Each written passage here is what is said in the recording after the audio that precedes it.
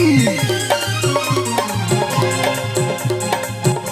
तो लीजिए, ये भी हमारा एक रसिया सोनोटेक कैसेट में हमारे सोनी चाचा का लिखा हुआ अड्डा वाले का। एक छोरा का कह रहा हो कि मालों में बढ़िया माल है जगी रोटी की छमिया, मालों में बढ़िया माल है जगी रोटी की छमिया।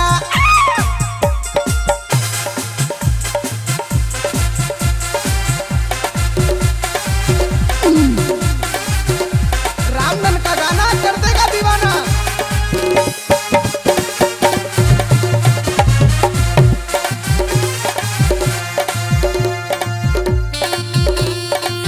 सुन लो भैया मनीष करौली वाले।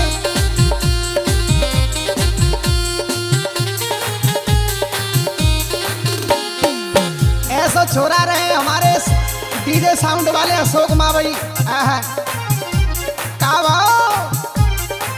का करो छोरी, मालों में बढ़िया माल है जगी रोटी की छमिया, डीजे पे करती धमाल है लचका रही जे कनिया।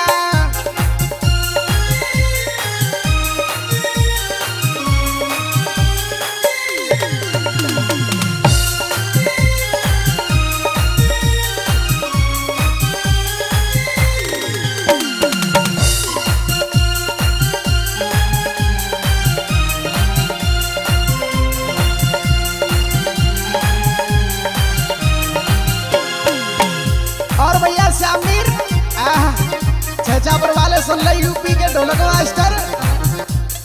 जुल पे काली होटर पे लाली, कानों में बाली जगी अदान रोली। हाय भैया चालो बढ़िया चाल जैसे चले नागनिया, मालों में बढ़िया माल खाई जगी रोटी की छमिया।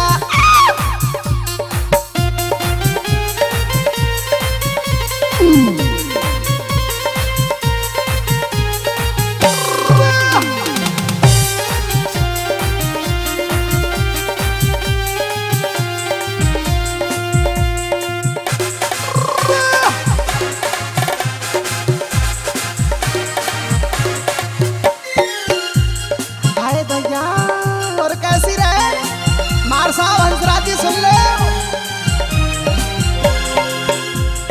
रूप है गोरा बन रही टपूरा,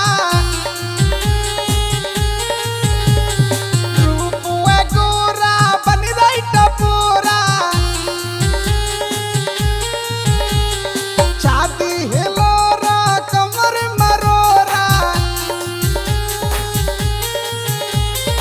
ले रही चाकी कमर मरोरा।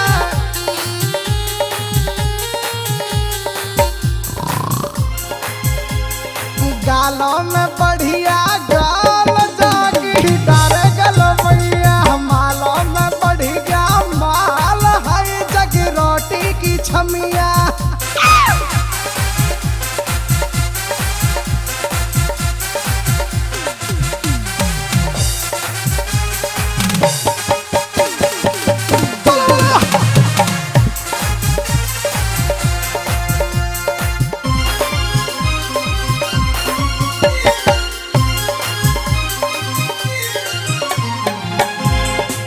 और भैया मनीष धाकर सुन ले, हिंडोन वाले सोनोटेक बहुत बेचते हैं।